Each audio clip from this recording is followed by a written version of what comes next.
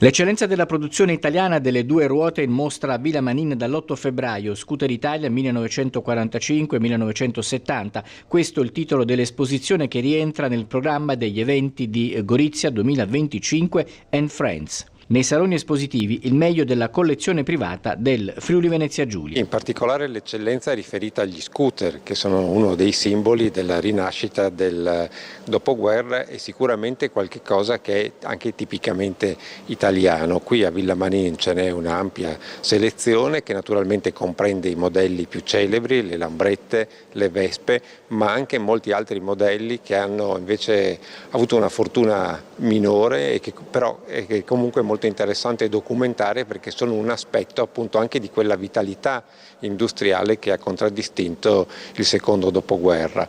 Non è solo una mostra fatta di scooter, ma ci sono anche molte immagini, molti manifesti, ci sono filmati che raccontano questa storia. L'esposizione avrà uno sviluppo in due fasi che ripercorreranno il periodo dal dopoguerra ai primi anni 60 e gli anni fino ad arrivare al 1970. Vespa, Lambretta, insomma, sono state raccontate da film, canzoni, da romanzi. È una presenza nel, paesaggio italiano di quegli anni che simboleggia appunto questa rinascita dell'Italia dopo la guerra, la possibilità di muoversi, di divertirsi, un mezzo che poi negli anni 60 con l'avvento dell'automobilismo di massa diventa sempre più un mezzo per giovani. 48 tra Lambrette e Vespe, ma anche altri pezzi di case costruttrici diverse, esemplari dal valore inestimabile.